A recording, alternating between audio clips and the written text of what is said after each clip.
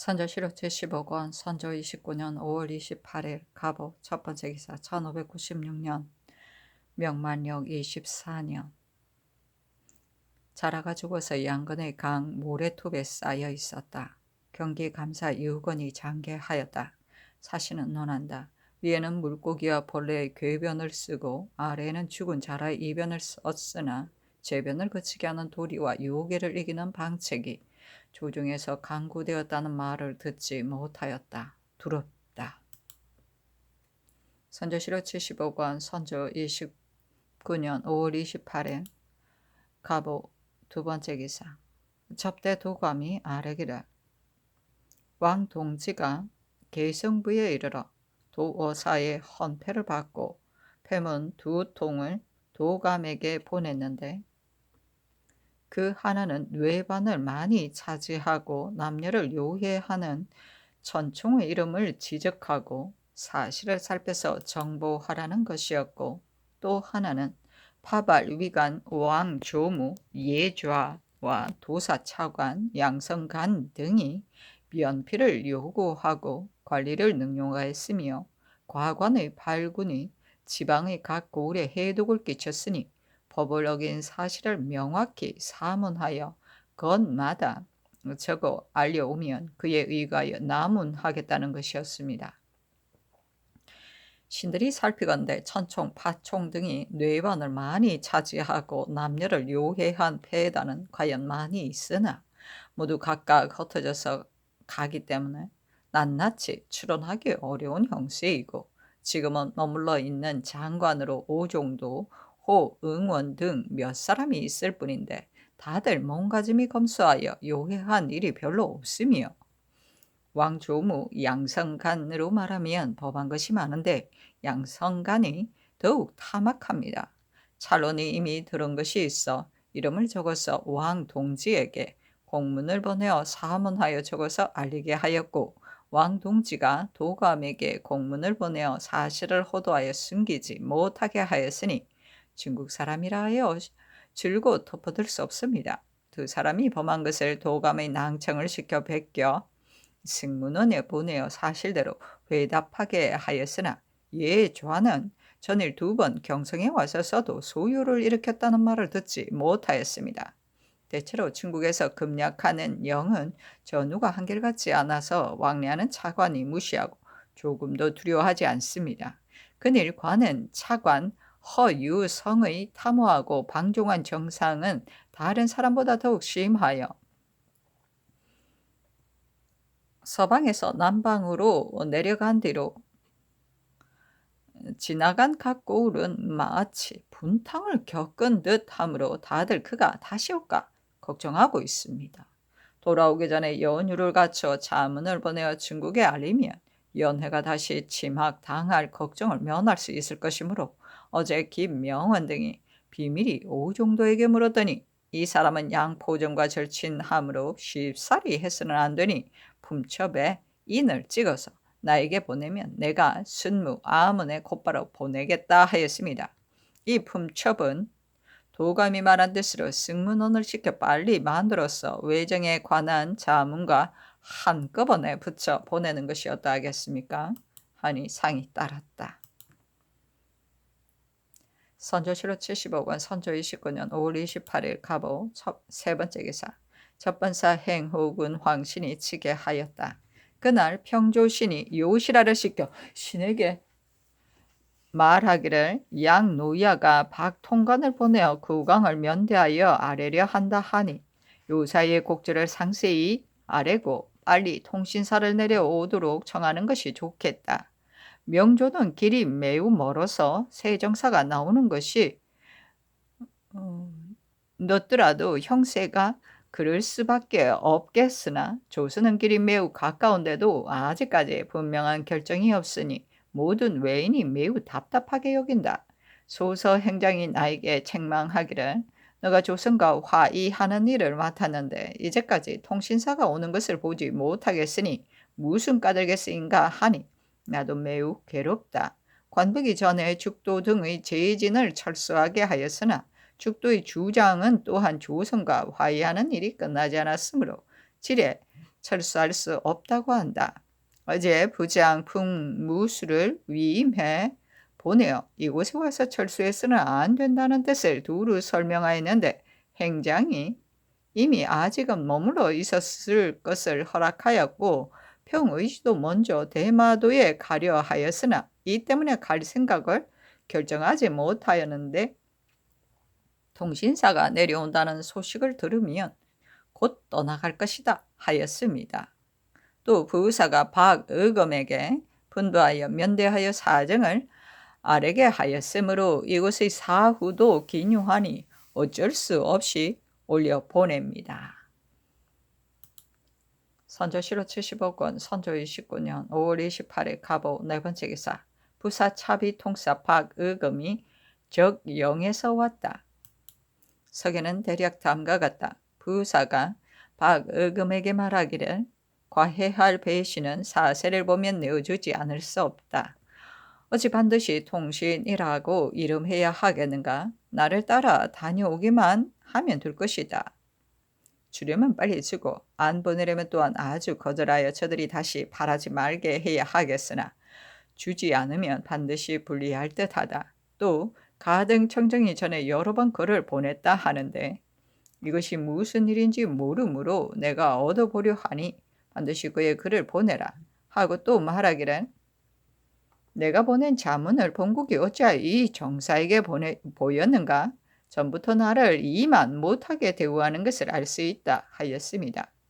소신이 나올 때 행장과 조신이 두세 번 사람을 보내와서 청하기를 반드시 청정을 글을 얻어와야 한다 하였는데 그 뜻을 살펴보면 그 글을 얻어서 남몰래 모함하려는 생각인 듯합니다.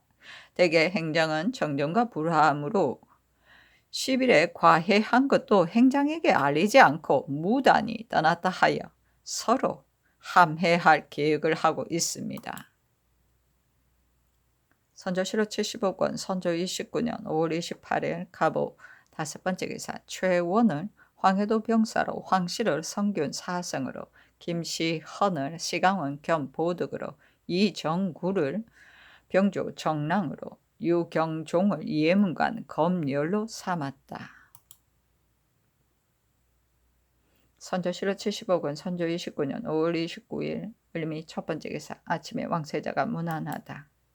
선조실호 75권 선조 29년 5월 29일 을미 두 번째 기사 상이 정원에 분부하여다. 백관이 다 쌀을 내어 군량을 돕는다 하니 나라를 위하는 뜻은 지극하다마는 평소에 봉료를 받는 것이 매우 적고 온 집안이 이것만을 의지하니 큰 군사가 갑자기 나오지 않는 만큼 우선 쌀을 바치는 일을 멈추고 천천히 확실한 통보를 기다렸다가 다시 의논할 수도 있다. 호조에 말하여 잠작해서 시행하게 하라. 선조실호 75권 선조 29년 5월 29일 을미 세 번째 기사 사헌부가 아뢰기를 황해병사 최원은 사람됨이 느리고 평소에 재력이 모자랍니다. 변인한 처음에 전라병사가 되어 자신이 중병을 거느렸으면서 근왕의 의리를 생각하지 않고 겁내어 물러나 머뭇거려 군기를 거르쳤으며 강화에 들어가서는 움츠리고 앉아서 방관하고 한 번도 적봉을 상대해 보지 못하여 남중의 정병이 죄다 굶어 죽게 하였으니 어찌 다시 군수의 직임을 맡길 수 있겠습니까? 파직하도록 명하소서.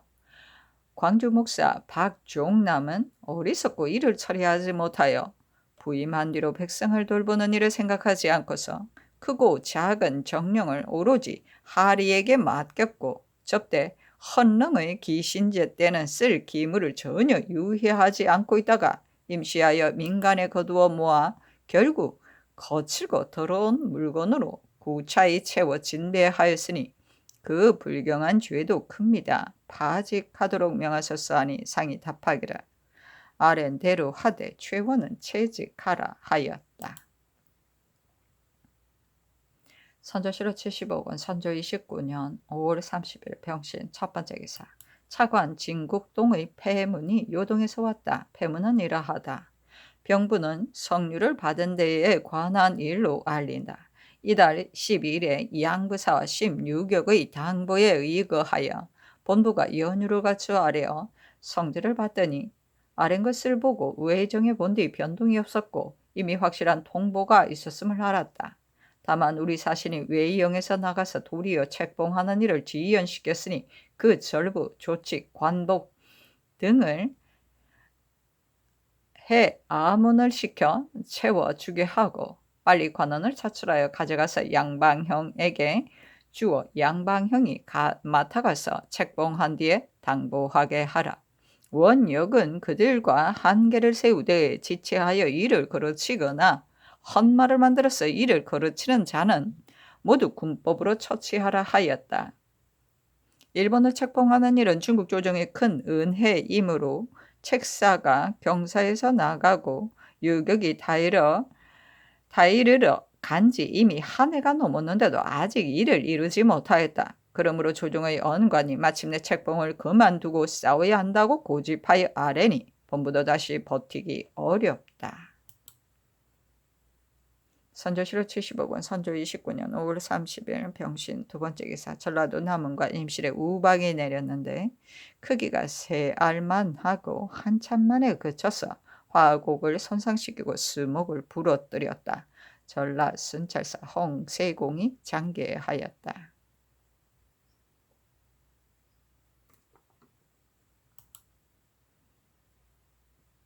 선조실록 75권 선조 29년 5월 30일 병신 세 번째 기사.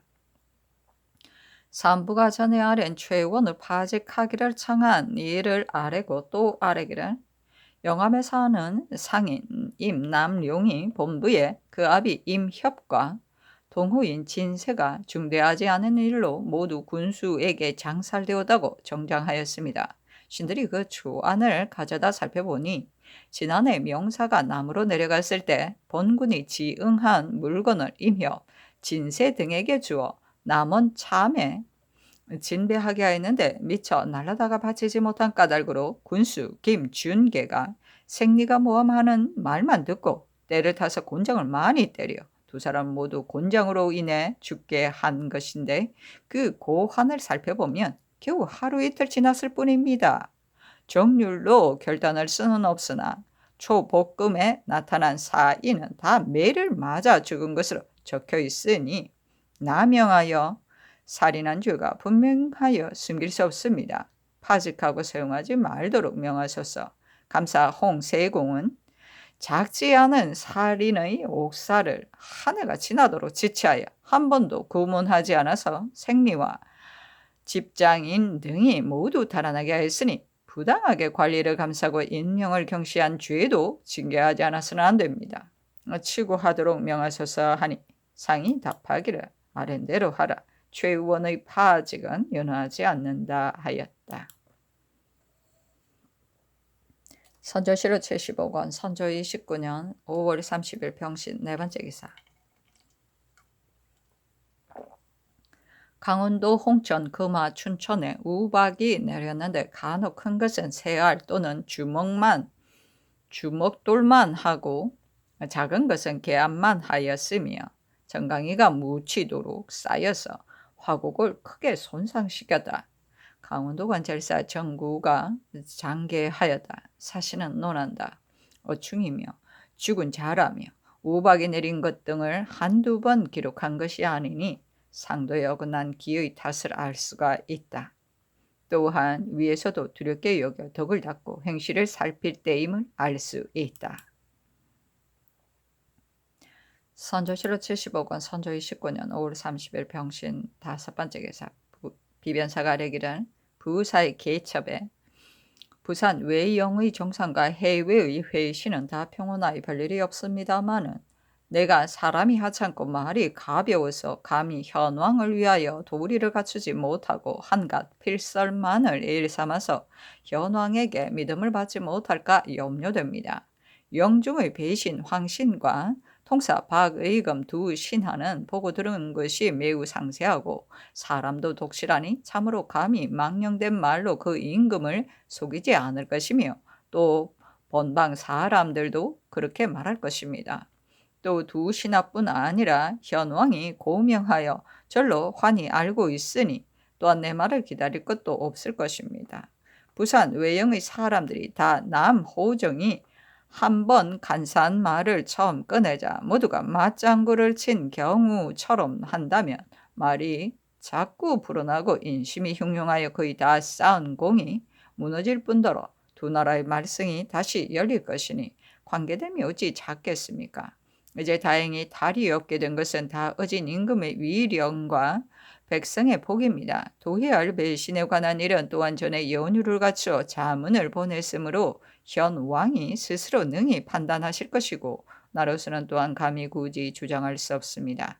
좁은 소견으로 말하면 두 나라가 같은 하늘 아래 살 수 없는 원수라는 것은 삼척 동자도 알지만 이제 우리 황상이 두 사신에게 명하여 바다를 건너고 산을 넘어가서 큰 언전을 내리게 한 것은 두 나라를 위하여 분규를 풀어 이웃끼리 친목하게 하려는 것에 지나지 않으니 곧 모수의 이른바 초를 위함이요 조를 위함이 아니라는 것입니다. 두 사신이 저를 가지고 가는데 배신이 따라가는 것은 저들에게 굽히는 것이 되지 않을 듯하니 현 왕은 이 점을 생각하소서.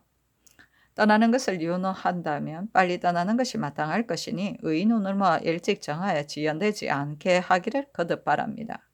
안상에서 쓰느라 초조하여 갖추지 못합니다.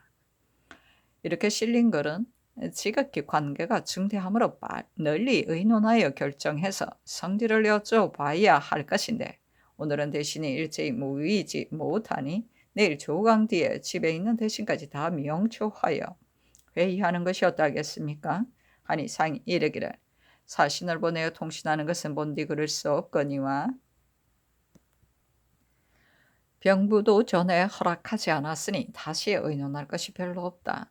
또 전에 본사가 결코 보낼 수 없다고 아뢰었고 그때 내가 정원에 명하여 결코라는 말을 치부하게 하였는데 이제 어찌 다시 다른 말이 있을 수 있겠는가 하였다. 선조실호 75권 선조 29년 5월 30일 병신 6번째 기사. 비변사가 아뢰기를 오 정도가 우리나라의 일을 깊이 염려하여 천문을 올려서 그 뜻을 말하기까지 하였으니 후이라 하겠습니다. 그가 말한 뜻은 상세히 살펴보면 대개 지금 군량을 조청하는 것은 적당한 기회가 아니어서 혹 중국 조정의 논의가 때에 치여 일어날지도 모르고 군량이 나오는 것도 쉽지 않아서 피자에 미치지 못할 걱정을 만들게 될까 염려되어서이니 그 소견이 매우 깊습니다. 다만 이번 주문은 군량을 곧바로 청하는 것이 아니라 그늘의 사정을 상세히 말하여 중국의 처치를 드리려는 것뿐이니 이미 정한 일은 고치기 어려울 듯합니다. 승문원을 시켜 이런 뜻으로 치사하고 회첩하게 하는 것이 어떠하겠습니까? 하니 상이 따랐다. 선조실록 76권 선조 29년 6월 1일 정류 첫 번째 기사 상이 정릉동 행궁에 있었다. 선조실록 76권 선조 29년 6월 1일 정류 두 번째 기사 상이 별전에 나아가 주역을 강하였다.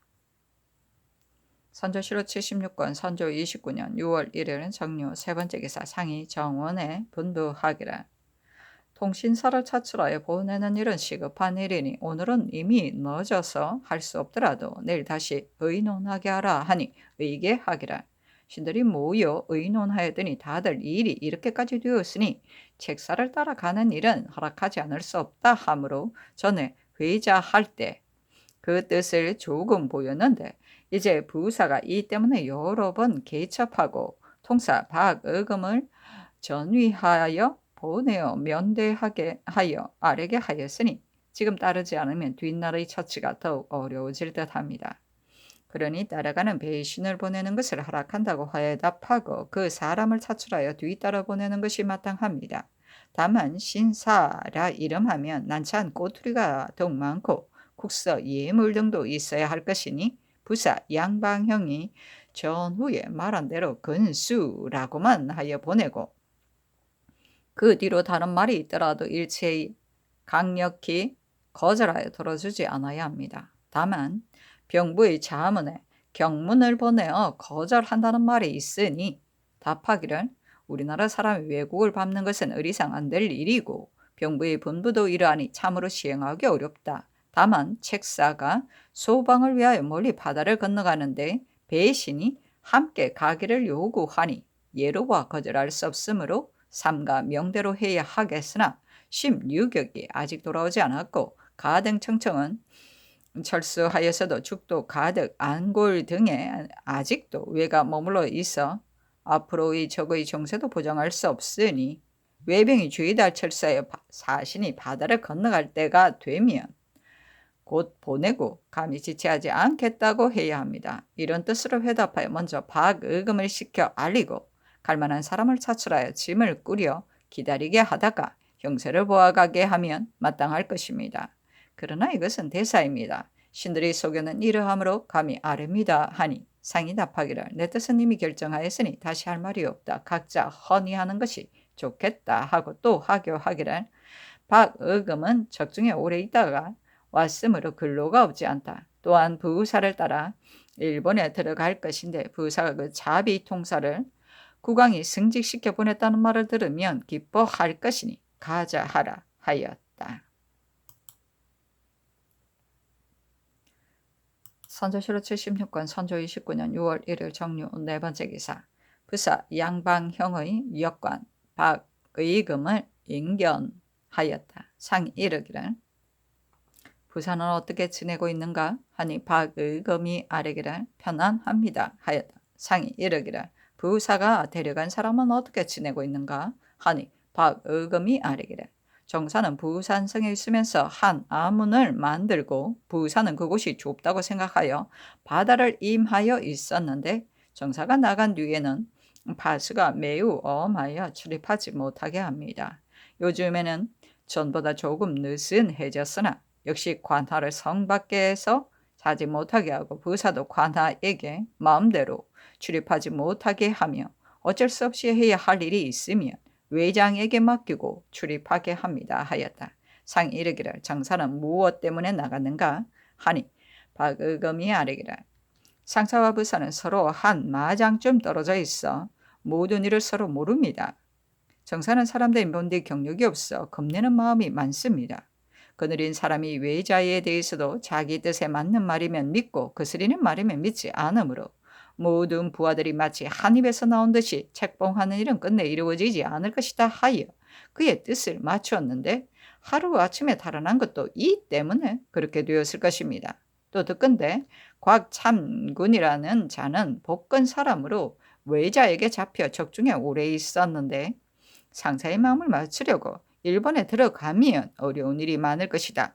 관백의 뜻은 책봉만을 정하는 것이 아니라 중국의 황녀도 얻으려는 것이다 하니 정사가 그 말을 좋게 여겨 받아들이고 은 20냥을 주었다 합니다. 하니 상이 이르기를 소서 행장의 진중에 있던 자인가 하니 박의금이 아뢰기를 가덕 사람인데 은을 준 은혜 때문에 거짓말을 많이 만들어 이렇게 하게 되었으니 참으로 원통합니다. 그리고 사융이라는 자는 16격에게 죄 지은 자인데 그가 관백이 바라는 것은 책봉하는 일에만 있지 않다고 말하여 이 뜻이 손군문에게 알려지고 손군문이 석상서에게 알려 사융을 부산에 보내게 하였으므로 사융이 와서는 정사에게 말하기를 내 말을 믿으면 살 것이고 믿지 않으면 일이 글러질 것이다. 처음부터 관백이 바라는 것이 매우 많았는데 책봉하는 일만이 아니다 하였으니 정사가 달아나기 전에도 이러한 말이 있었던 것입니다. 또한 정사는 심질이 많아 배를 타거나 산등성이에 오르면 늘 편찮은 기가 있었습니다.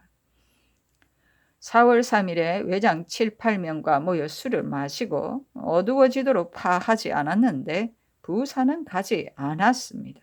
파할 때 정사가 외인에게 명주를 각각 5 내지 6단씩 주며 말하기를 밤중에 차관을 보낼 것이니 막지 말라 하니 외인이 믿고 의심하지 않았었습니다.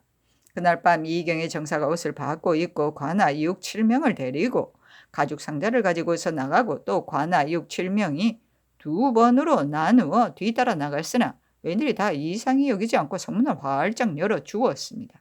그 뒤에 왕 중군이 30명을 데리고 나왔는데 날이 밝았어야 외자가 비로소 깨닫고는 군사를 나누어 쫓아와 관한 노예 영을 달아나지 못하게 하였습니다. 하였다. 상이 이르기를 용절을 어느 곳에 두었는가 하니 박의금이 아뢰기를 이렇습니다. 하였다. 상이 이르기를 나올 때 이렇다 하든가 하니 박의금이 아뢰기를 용절과 칠서, 고명 등을 갖추고 나왔으나 창황한 길이라 어느 곳에서 떨어뜨렸는지 모르므로 정사가 서울로 돌아올 때는 가정 이설을 시켜 그 가죽 상자 안에 물건이 떨어진 곳을 찾게 하며 찾으면 은 50냥을 주겠다 하였다 합니다.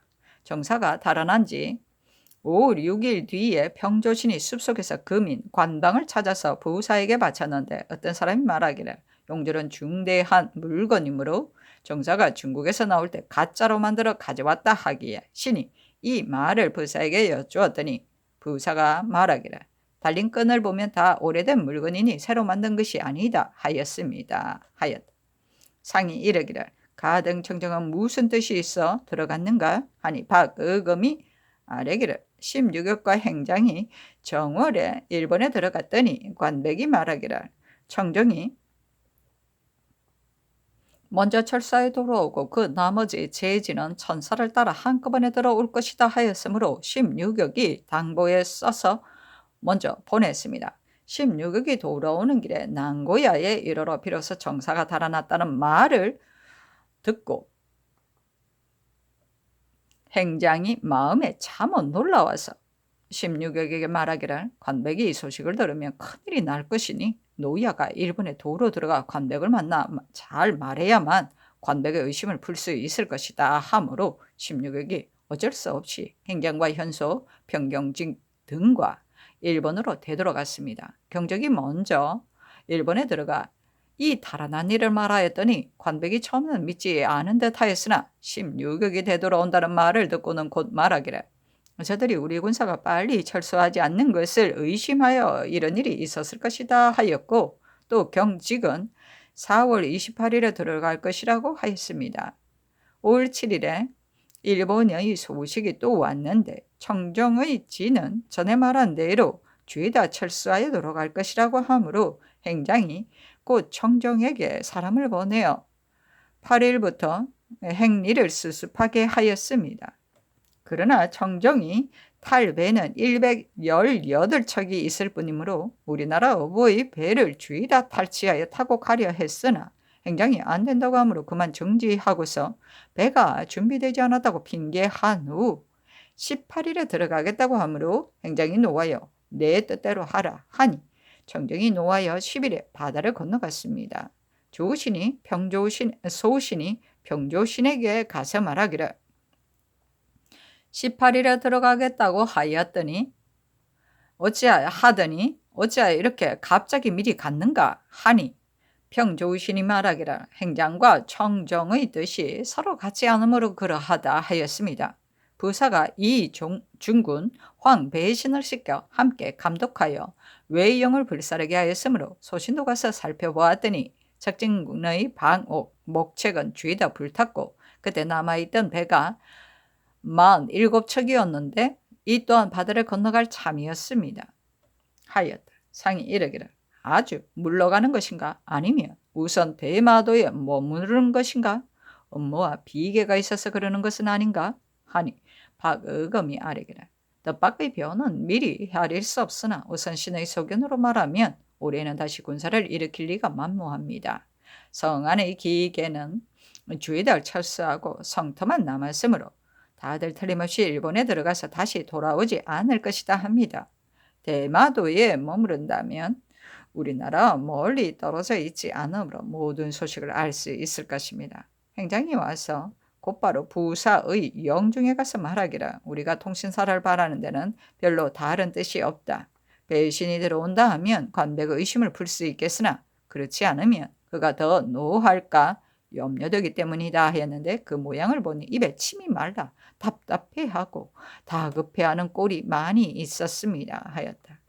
상이 이르기를 청정은 이미 들어갔는데 그 밖의 잔녀 진도 다 따라 들어갈 것인가 하니 박의금이 아뢰기를 부산에 있는 자는 모두 다 행장의 부하입니다. 축도 가득 안골 등의 진이 청정이 들어갈 때 짐을 싣고 들어갈 생각이었으나 그늘에는 주신이 말하기를 청정이 철사에 들어가는 것을 우리는 다 어렵게 여겼으나 이제는 이미 들어갔는데 배신에 관한 일을 번번이 굳이 청하여도 그대 나라가 들여 보낼 뜻이 전혀 없으니 죽도 등의 진도 어찌하여 반드시 죄다 가겠는가 하였으니 이것으로 미루어 보면 지금 있는 진이 죄다 갈지는 아직 확실히 모르겠습니다. 그의 졸외가 말하기를 300여 외는 유둔할 것이다 하였는데 이 말은 증거가 없으나 신이 들은 것은 이러합니다. 부사는 한 명의 외도 머무르지 않아야 도회할 것이다 하였습니다. 하였다.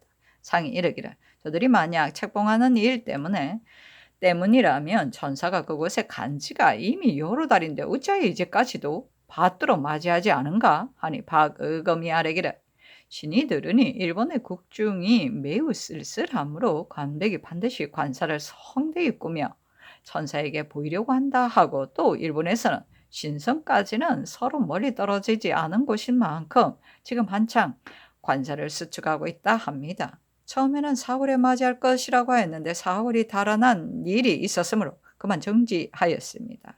심유격이 4월 28일에 들어가기는 하였으나 관백이 반드시 위일을 갖추고서야 만날 것이니 아마 이러하기 때문에 지연되는 것 같습니다. 하였다.